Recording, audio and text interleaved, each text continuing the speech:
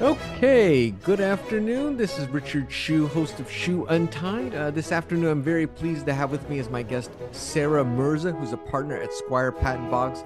Sarah, welcome to the program. Thank you for having me. Excited to have this conversation. Yeah, definitely. Well, it looks like you and I have a very similar background. I was also an electrical engineer. I went to the other Institute of Technology.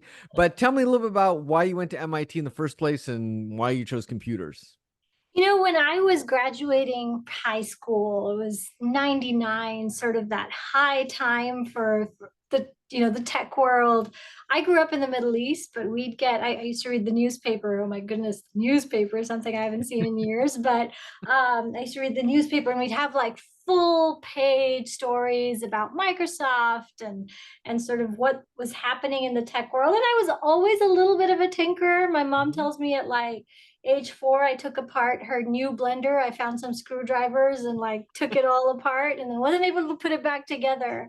I was also the person in the neighborhood that all the neighborhood moms would call if like their internet wasn't working or their phone wasn't working. So I had like this science engineering type of brain. And in high school, that's where I just fell in love with physics and math. And but even back then when I was applying to college, I had this should I go to law school Oh, really?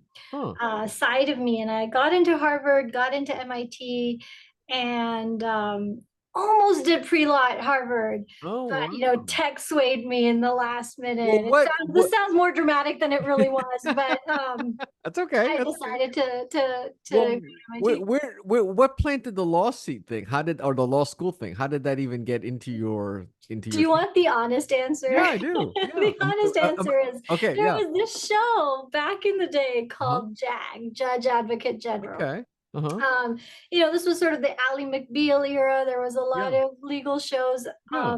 on, and even in Saudi Arabia, that's where I used to diligently watch Judge Advocate General, and just like, the way the arguments were presented and like these really, really deep, like legal issues with sort of that military flair to them. I was like, this sounds super cool.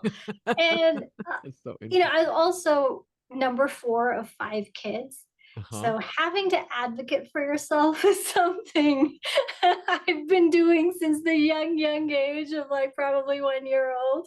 And so I think it was mainly JAG Okay. is where I was like, this sounds like a cool career path. So you were really on the horns of a dilemma, huh? Between going to Harvard and studying pre-law and going to MIT and being an engineer, huh? Yeah, I think at the end of the day, my parents were like, listen, you can get this engineering degree. MIT is like the place to do it. No. And after that, go do whatever you want. Yeah. Yeah. And so, they came from a little more. My father was a civil engineer.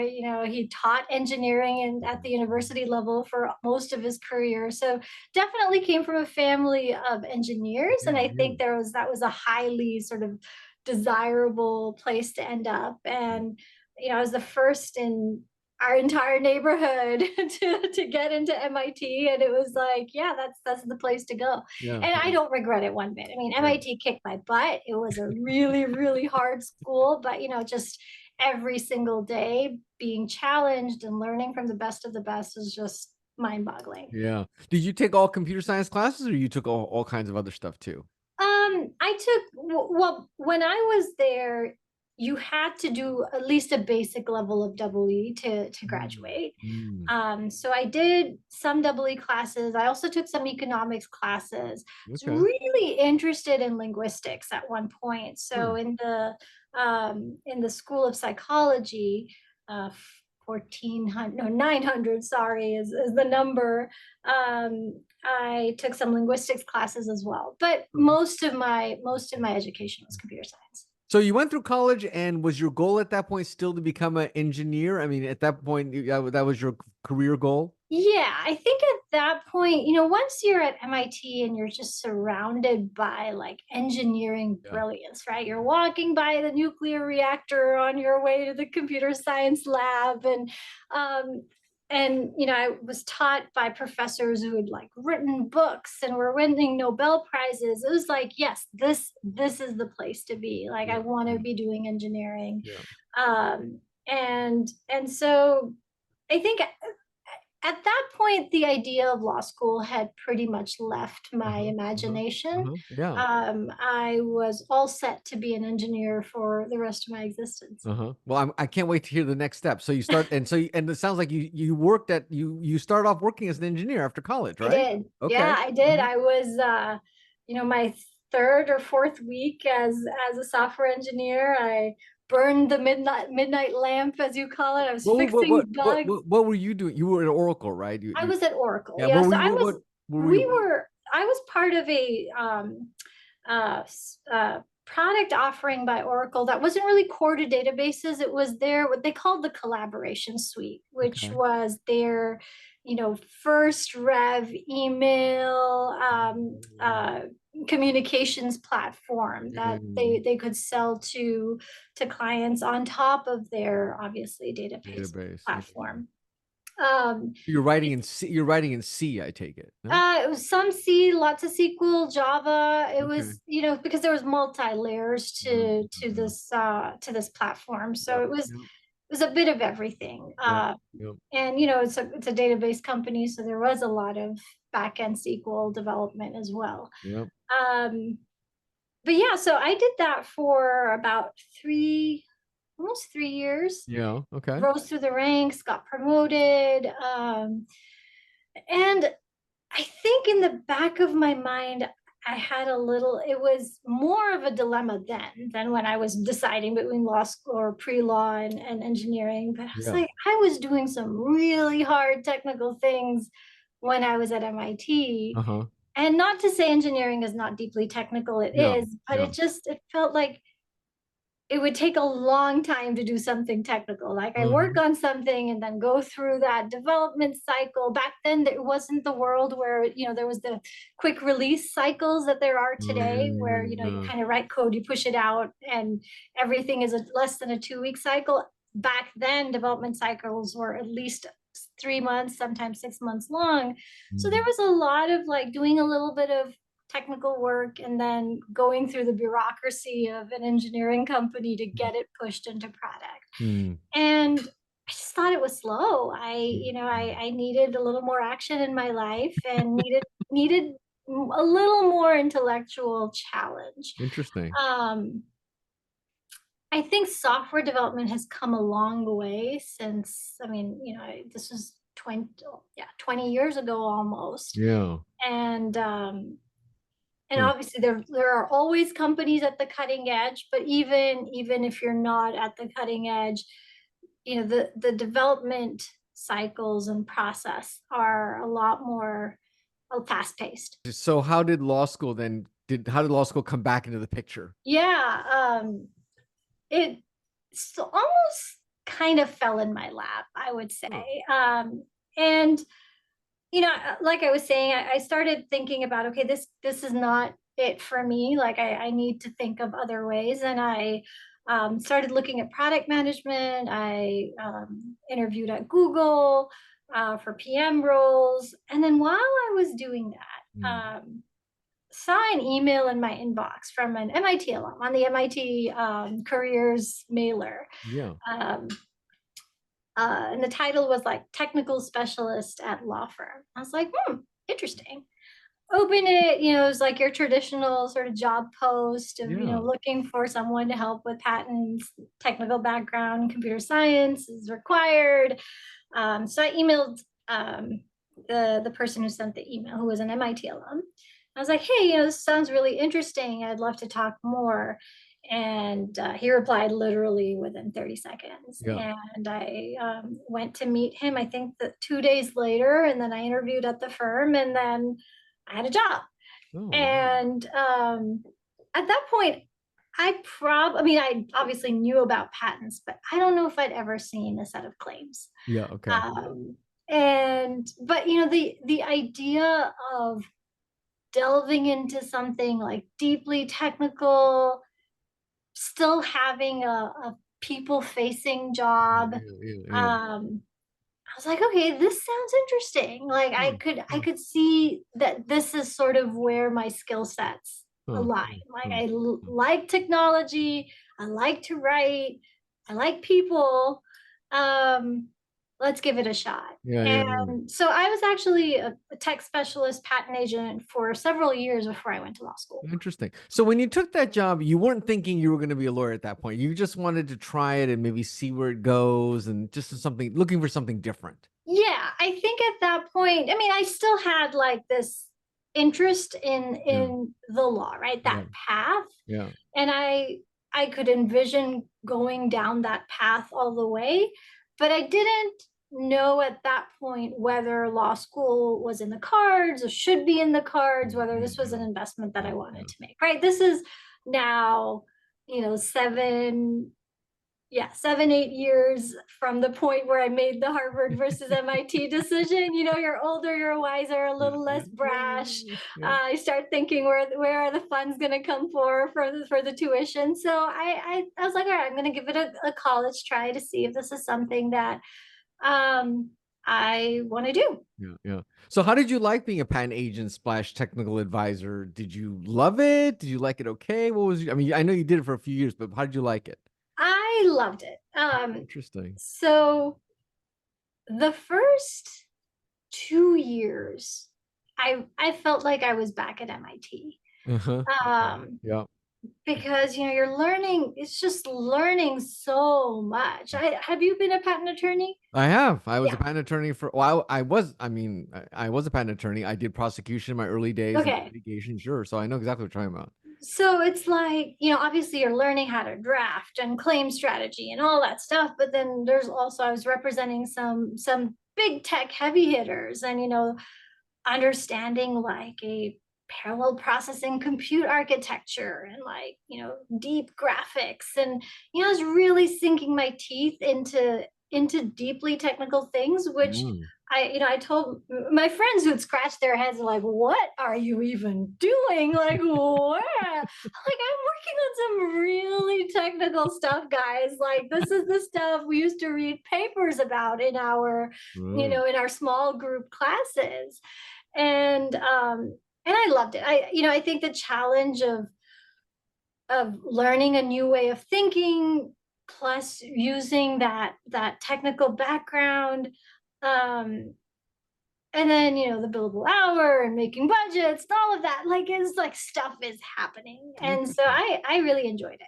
Huh. So you really just took to water. And then what? So then when did you decide, okay, I'm gonna go to law school and do that? Because that's a big commitment, both time and Yeah. money. What made you finally decide to do that? So it was, I think, a couple of years in, I was like, okay, I think I'm gonna gonna go to law school. Uh-huh.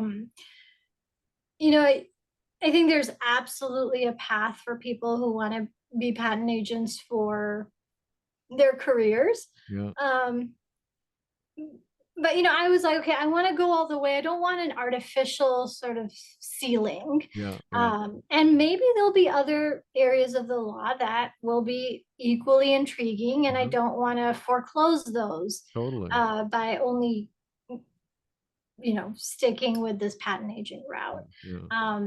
And so but at the same time, I liked the practice at that point.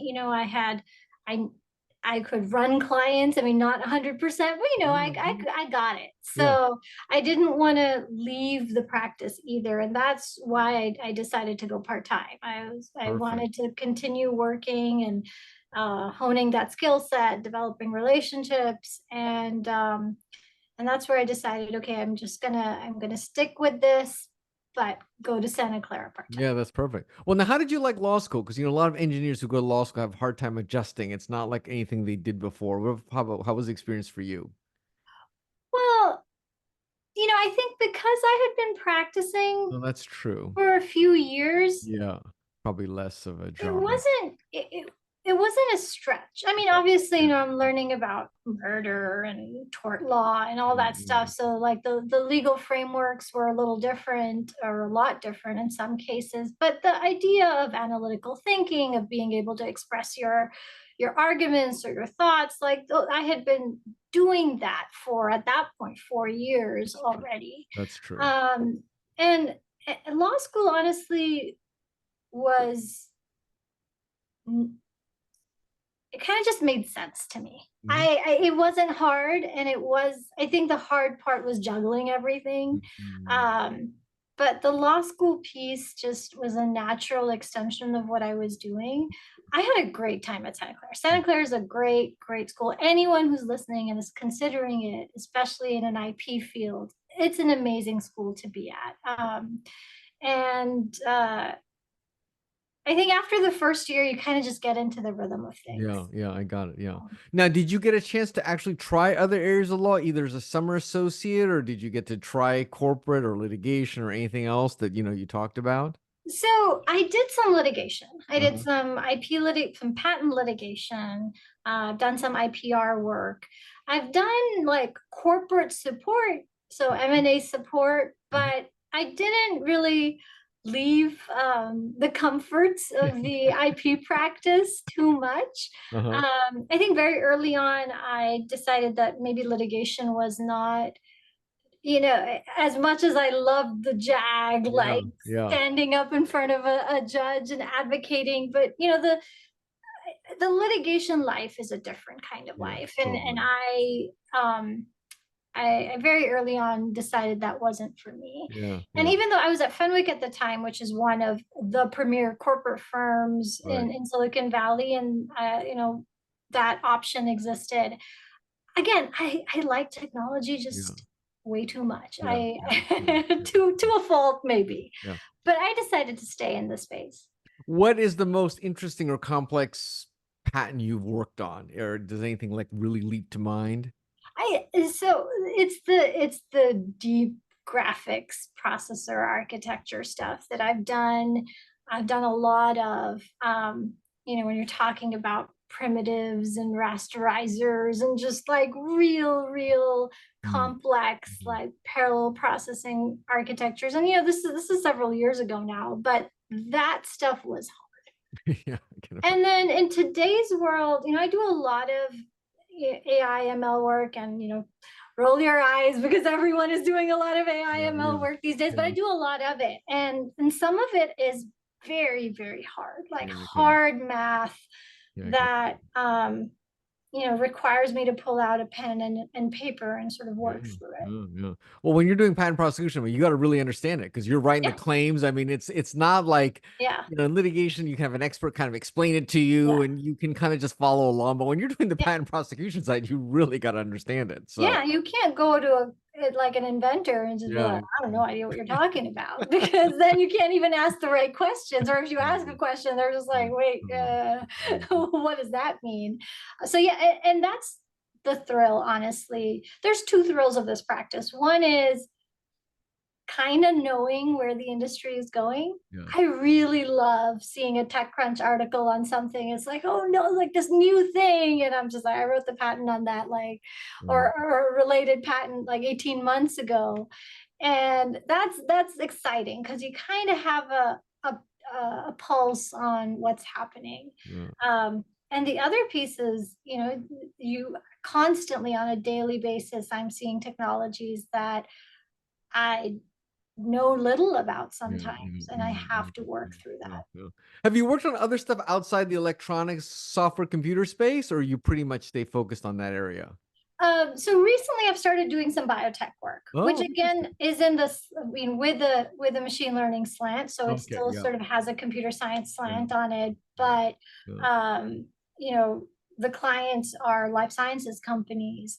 And so really understanding, what the data is and what the end goal is. Like now I'm learning about epigenetics and different kind of omics, and right. and it's a new language, and it's keeping things interesting. Yeah, yeah. Do you ever think about how it all worked out? If you had gone to Harvard and studied law, you might not be doing patent law. Actually, you might have been doing some other kind of law. I probably would not be doing Yeah, patent law. yeah, And yeah, I have two young kids, and I tell them this. I was like, you can't plan your life. yeah, yeah, Like looking back, it's like, wow, like look at how this worked out. yeah, But yeah, sometimes you just I operate a little bit on intuition. So it's like, this sounds right, let's do it. But at some level you are taking a little bit of a leap of faith, and Yeah, it's yeah. not clear where it's going to end up, but it's been fine. Do you credit your dad for that advice he gave you? I do credit my dad. I think if it wasn't for my dad, I probably would have gone to Harvard. Yeah, yeah, yeah. Yeah. Well, that's very good.